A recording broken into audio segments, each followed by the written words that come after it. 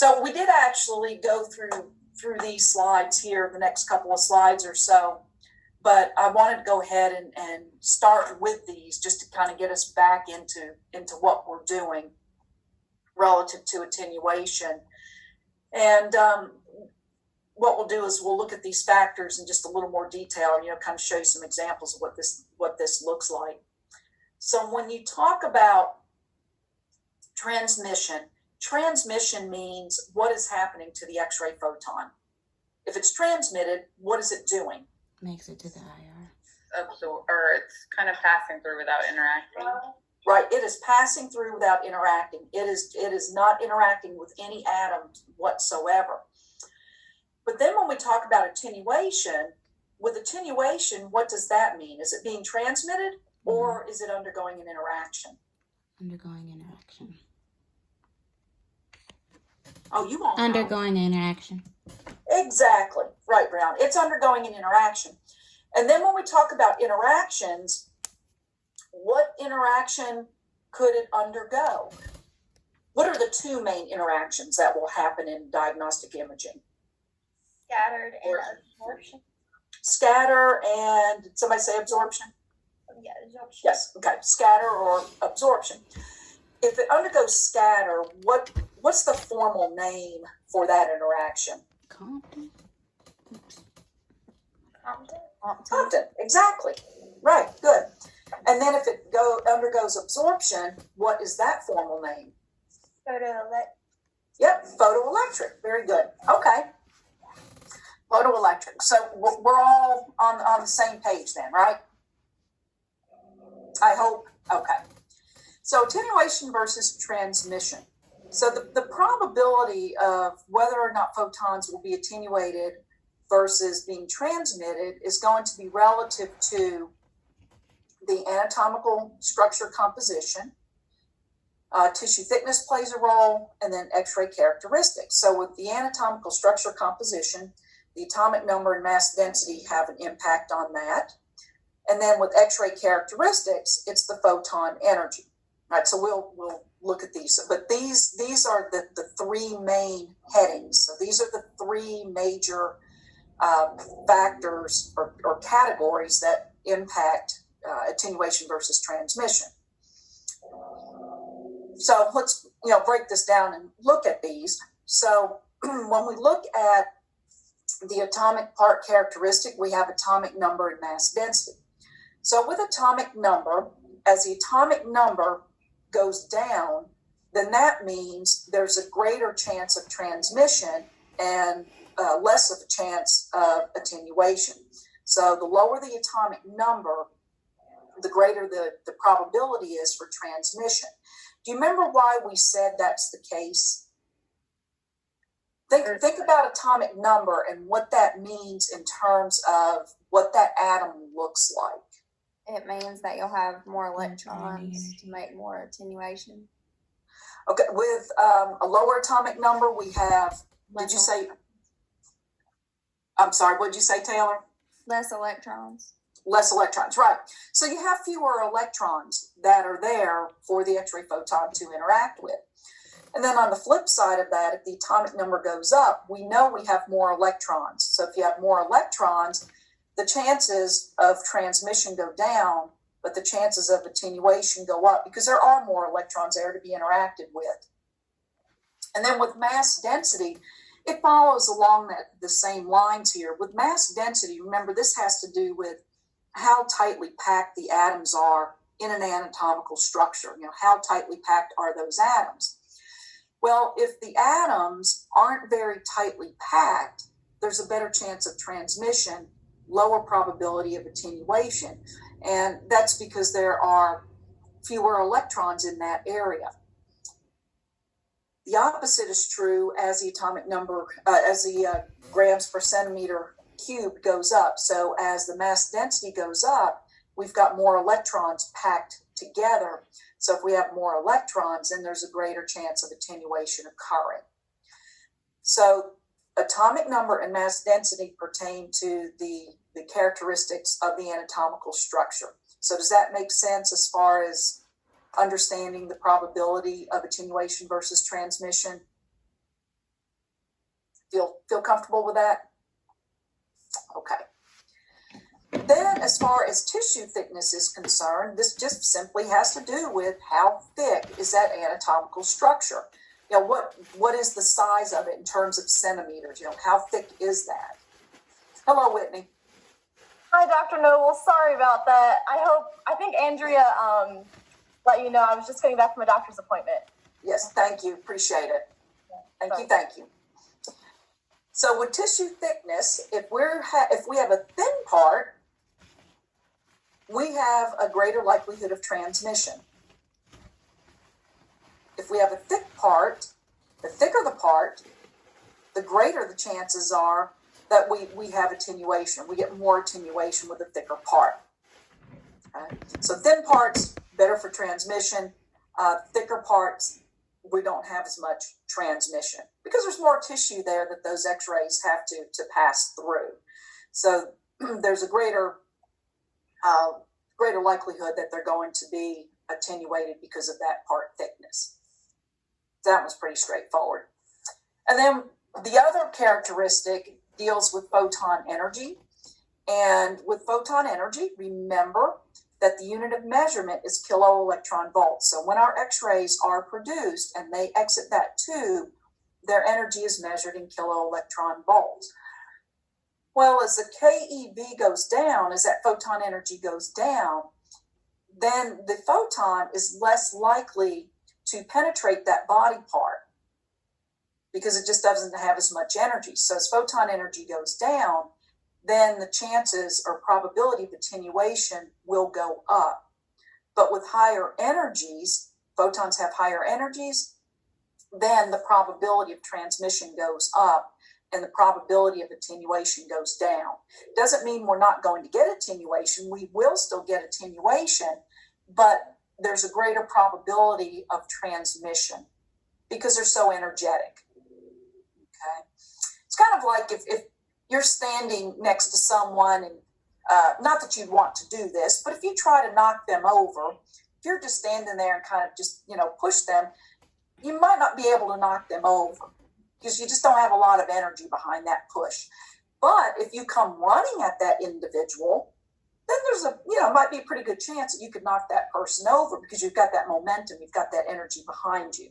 Okay, I'm not promoting that you do that, but that's something we can kind of relate to. When you watch sports and you watch football, if you're going to try and knock somebody down, you go and run after them. You just don't stand there and hold your arm out typically, but do not try that. Okay, do not try that on each other.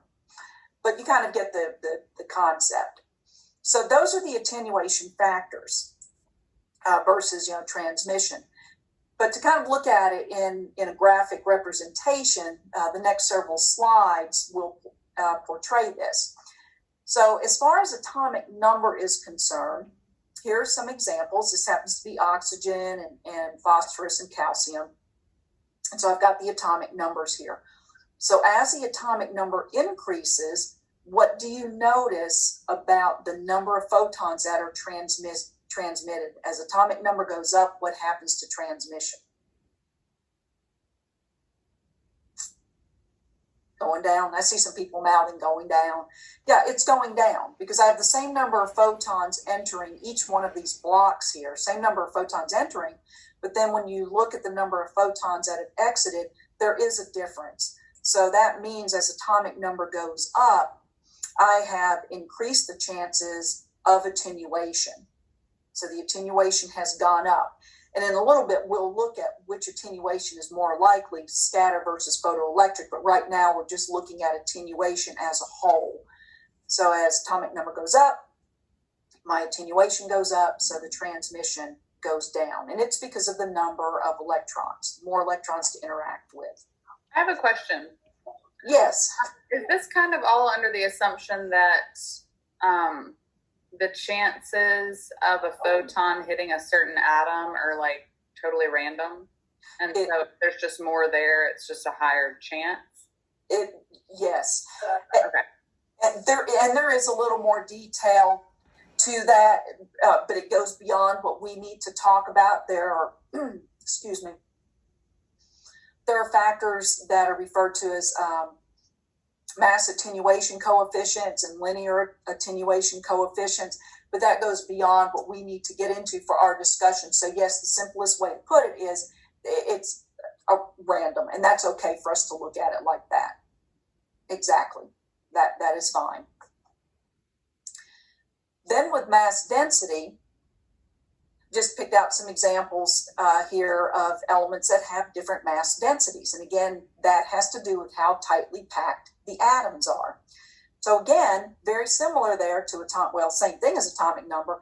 As that mass density goes up, we've got more electrons there to be involved in an interaction. So attenuation will go up and the transmission will go down. So do you think you're okay with atomic number and mass density with what you've seen so far? Seem pretty straightforward. So if you're asked on the final exam, as atomic number goes up, what happens to attenuation? What would you say? Increases. It does what? Increases? Okay, good. As mass density goes down, what happens to transmission? As mass density goes down, what happens to transmission? Goes up. It goes up. Mass density went down. Transmission has gone up compared to a higher mass density. Okay. Now, let's put these two concepts together, though, so you can see how it relates to the human body. So differences in the atomic number and mass density of the anatomical structure must be considered to determine the overall attenuation characteristics. All right, so we are made of bone, soft tissue, which muscle, fat, etc. All these the high water content structures, and then we also have air in the human body. Okay? So what you're seeing down here is atomic number. The EFF just means the effective atomic number or the average atomic number. So in other words, if you look at everything that bone is made of, all of the elements that come together to make up bone, and you average the atomic number of all those elements, it comes out to be 13.8. Because we have bone that it has calcium. We've got phosphorus in there. So when you take everything bone's made of, this is the effective atomic number, average atomic number. When you look at muscle, the average atomic number is 7.46. When you look at everything that fat consists of, the average number for the atomic number is 5.92. The average atomic number for air is 7.64. Okay. 13.8, 7.46, 5.92, 7.64. So which one of these would you expect to attenuate the most? Bone, muscle, fat, or air? Attenuate the most.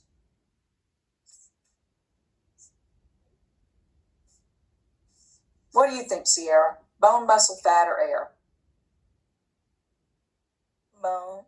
You got it, bone. Exactly. Why bone? Why would you say bone? Why do you think, Gabby? Because it has the highest atomic number. Yeah, highest atomic number. Exactly. Then which one of these would you think would allow the most transmission? What do you think, Brittany? Air. Air. Okay. All right. Now, let's look at the grams per centimeter cubed. Let's look at mass density. Bone 1.85, muscle 1.06, fat 0.91, and air 0.0013. So which one has the lowest grams per centimeter cubed? Air. Air has the lowest. Okay, air has the lowest. Which one has the highest? Bone. Bone, right. Bone has the highest. Well, if I asked you, based upon the grams per centimeter cubed, which one would attenuate the most, what would you say? What would you say, Angel? Which one would attenuate the most based on grams per centimeter cubed? Air. To attenuate the most, which Oh. one would? Bone. It'd be bone, right? It would be bone. This one would attenuate the most. Bone is the greatest attenuator in the human body because it has the highest atomic number and it has the highest mass density. So it will attenuate the most, which means it allows less transmission. So we have the highest probability of attenuation with bone. Okay, and that one makes sense, because this is a high number and this is the highest mass density. But where does it get a little confusing? Is that same pattern followed? That air has a higher atomic number than muscle and fat, but it's so much less dense that it doesn't follow the pattern. Right. Air, it doesn't follow the pattern. Air has the second highest effective atomic number, but it has the lowest mass density. So when you look at air, it doesn't follow that pattern here. So air will allow for the greatest transmission, even though it has the second highest atomic number. The mass density is so low, it allows for the greatest probability of transmission. So in actuality, in the human body, you can't just look at atomic number and mass density separately like we did in the previous slides. You have to look at them together. And when you do that, you see that even though this is the second highest, but this is the lowest and it's very, very low, that this will allow for the greatest transmission. So you have to look at them together. Okay. Now, for test purposes, generally speaking, I would ask you a question like, in terms of mass density, as mass density goes up, that means attenuation goes up, transmission goes down. So I would ask you, just a basic general question like that. But then I might ask you, consider what the human body is made of, and I might say, of the composition of the human body, what type of anatomical makeup provides for the greatest amount of transmission? So what component of the human body allows for the greatest amount of transmission? So what would that be? Bone, muscle, fat, or air? Air. Be air, right. What component of the human body has the highest probability of attenuation? Highest bone, right, it would be bone, okay? What would the second highest attenuator be? Muscle? Muscle, yeah. And what would the third highest attenuator be?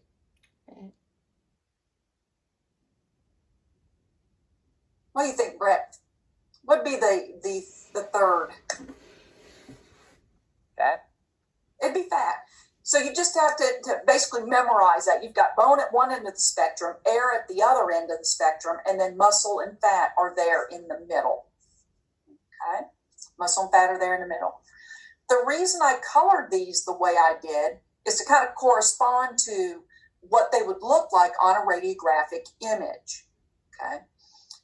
Bone attenuates primarily by photoelectric absorption. And so that's why bone shows up white. Muscle and fat show up gray. Air shows up black because of the amount of transmission that we have. Okay. So are you okay with these? Like if you were asked on the final exam to compare bone to muscle. You would know which one attenuates more, which one attenuates less. You could do something like that. Do we need to know the specific numbers themselves, or just the fact that, one attenuates or transmits more than the other? Would you like to learn the numbers? No, no. You don't have to know. You don't have to know the exact numbers. I will not ask that to you on a test. That would be a little too specific, okay? You don't need that. You just need to know the order of these, which one is the greatest attenuator and which one is the least attenuator. So even though air does have like a higher atomic number because of its low mass density, that's why it attenuates the least out of those? Exactly. Okay. Yep. It's because this number is so incredibly low. That's why it outweighed the atomic number, so to speak. Okay. Yep. Okay. Good. So here's, just another way of looking at it with in terms of the X-ray photons. So atomic number and mass density, they all have the same number of photons going in, but they vary in the number of photons that have been transmitted. Okay? Does that make sense to you? Okay. Then I want to show you, if you add contrast media, this happens to represent barium sulfate. So barium is a contrast media that you all will be using for some of your fluoroscopic studies. Patients may have to drink barium. Sometimes barium has to be inserted rectally. So this is just an example with barium. When contrast media is added into the intestinal tract, which is a soft tissue structure, whether it be the esophagus or the intestines, it changes the atomic number of that tissue.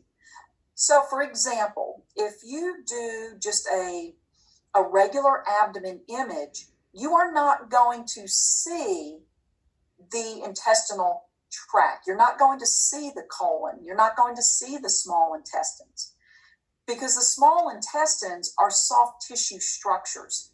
And the soft tissue structures, they just kind of have this gray appearance, but it can be very hard to, extremely hard, if not impossible, to delineate the entire intestinal tract. You're just not going to see those structures. They just kind of blend in with the rest of the abdomen. It kind of blends in with the liver and the kidneys. So you just don't see those structures. When you add contrast media to the intestinal tract, it changes the atomic number, because now the intestines have the atomic number of the barium, and it's relatively high atomic number. And so barium very readily will attenuate X-rays, and it allows the intestinal tract to show up white, just like bone does. Matter of fact, barium sulfate will absorb more than bone, so it can show up as this bright white, but that will allow the radiologist to be able to see the intestinal tract. So anytime you add contrast media to a soft tissue structure, it changes the atomic number of that tissue structure, and it allows for absorption to take place. Do you know of another contrast media that you'll be using? I don't know if you've talked about this yet or not in Ms. McNeil's class. I think you probably did when you did your patient care stuff. Begins with an I. Iodinated? Yeah, iodine. Yeah, iodinated contrast iodine. Iodine doesn't absorb as much as barium does, but it still changes the atomic number of the circulatory system, of the arteries or the veins, depending upon what type of study it is and where this is being injected. So it changes that atomic number of the circulatory system. Okay. Righty. So contrast media. Let me show you how pathology can change structures. Bone, osteopetrosis, and osteoporosis. You will have a pathology class. at some point. I can't remember now, off the top of my head when you have that, but you'll have a pathology class. You'll learn about these different types of pathologies here. Does anyone happen to know what osteopetrosis is? Has anybody ever heard of that? Guess it's like a hardening or calcification of bone. Mm-hmm. It is. It's a hardening. You may hear it referred to as marble bone disease. That tends to be a more common layman's type of term. But the bone, it does increase in density. And since it increases in density, look what it does to attenuation and transmission. Makes that bone harder, it makes it more dense. So we have fewer photons being transmitted. This could be an example of where perhaps instead of increasing your mass, you may want to focus on changing your KVP to get more penetrating power. And then the opposite here is osteoporosis. I think that's probably a little more familiar to you, osteoporosis. So there you have a decrease in bone density. Tends to be more common in females than in males, but nonetheless, it's a decrease in the bone density. So look what happens here. We get more photons being transmitted through. So in this particular case, what do you think you might want to do to your KVP? Because look at how this is shown. This is, we're talking about, this is bone. This is bone too, but it's hardened. This is bone too, but it's very it's very porous. So what do you think you might want to do to your KVP? Decrease it. Pardon? Decrease it. I'm sorry, did you say increase or decrease, Andrea? Yeah, decrease, exactly. The way I've done the colors here kind of portrays what this would end up looking like on a radiographic image. And we want bone to show up relatively white, okay? Here, if the bone is showing up gray, it's just going to blend in with the soft tissue structures. It's going to be very hard for the radiologist to see that bone and see trabecular markings. So if you reduce the KVP, that will give the bone a better chance to absorb some of those X-ray photons. Because if we have a decrease in bone density, that means we don't have as many electrons there. So we want to lower the KVP and give those photons a better chance to interact and be absorbed in the bone so that that bone will be visible. Does that make sense? And here you may end up increasing your KVP because if not, then you just don't have enough photons making it to the receptor and the image will just look too white. You may be able to increase your mass a little bit, but the thing is, if you don't have enough energy, penetrating power to get through the bone, increasing your mass might not do a lot of good. Now, it can be tricky when it comes to pathology because you're not going to know the extent of the pathology until you take that first image, unless that patient has previous images that you can pull up and look at to see the extent of the pathology. Okay.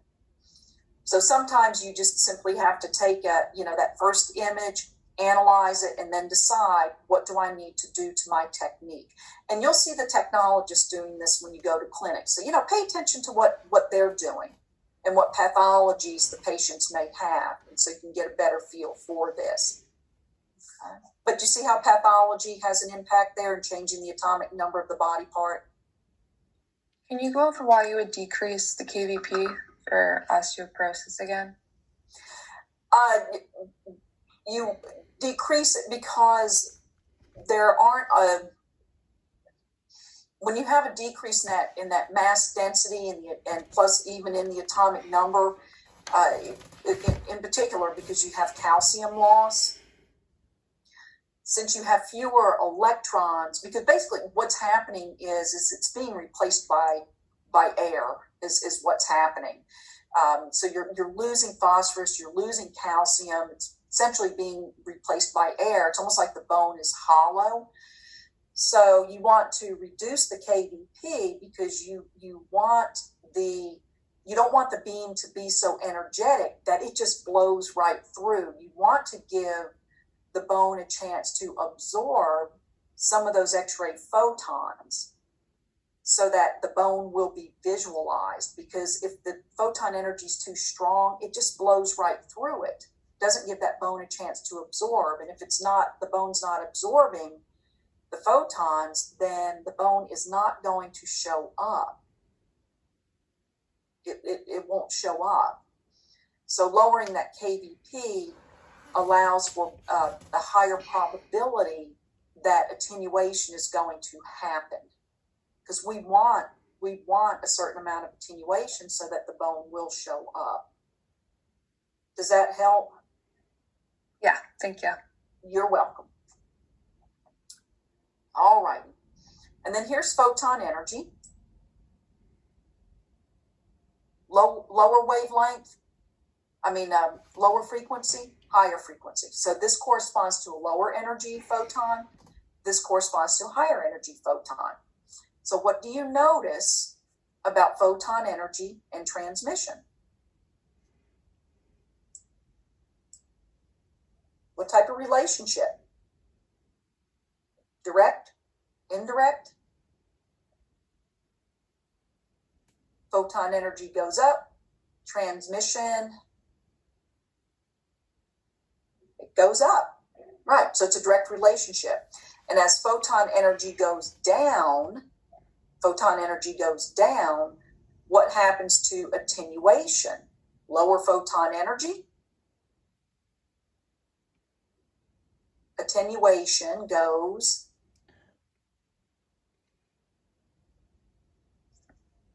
What's the relationship between photon energy and attenuation?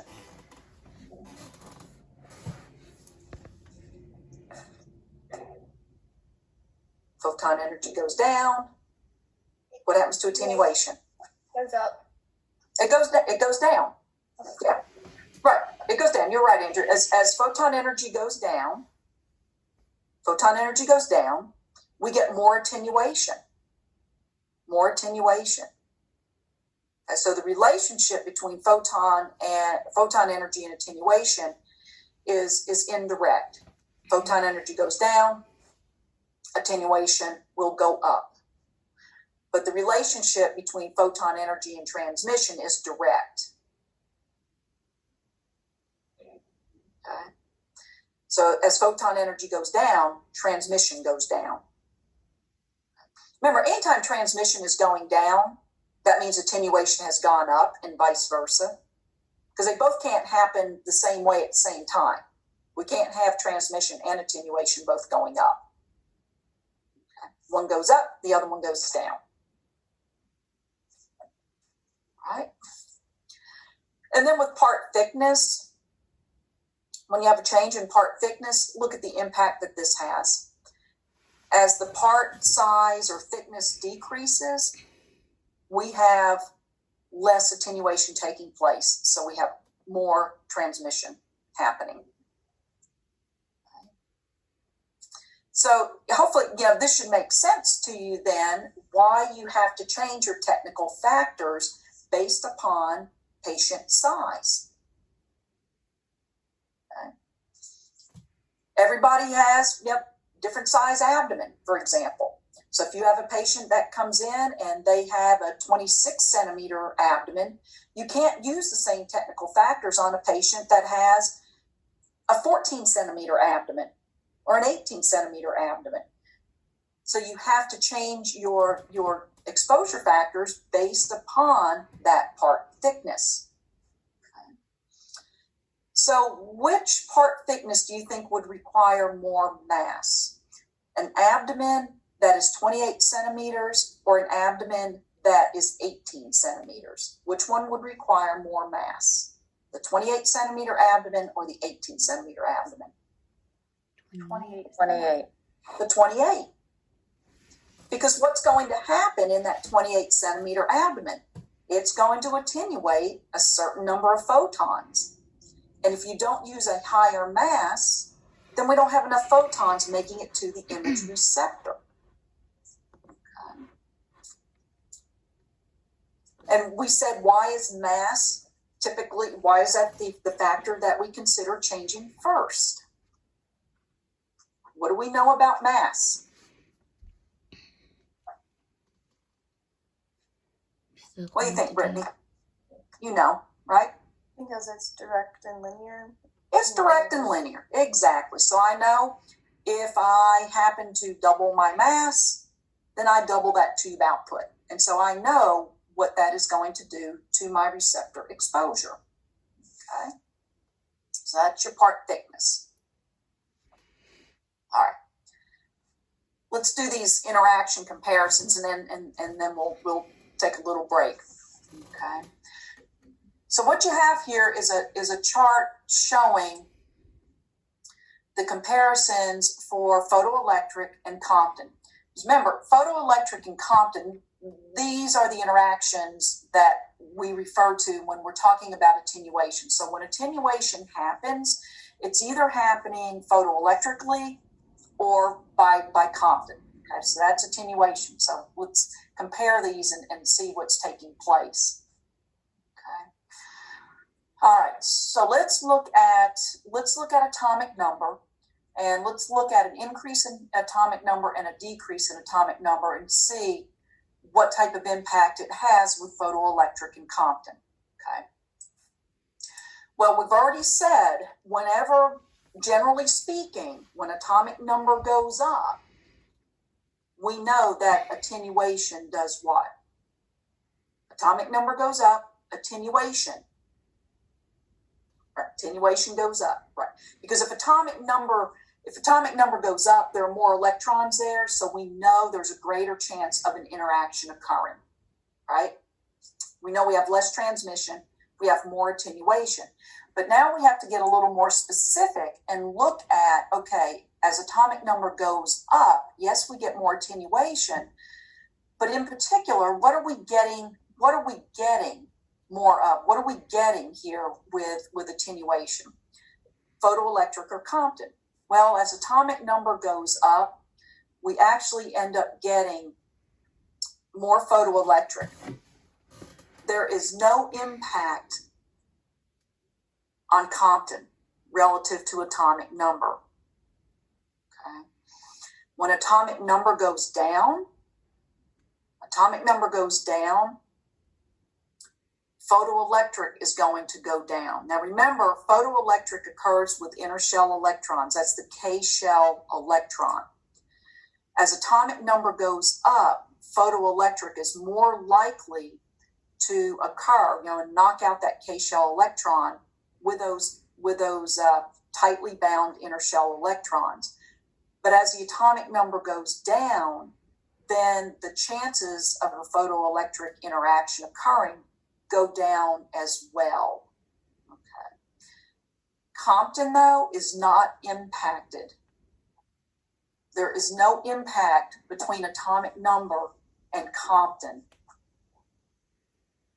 Do you have any idea why?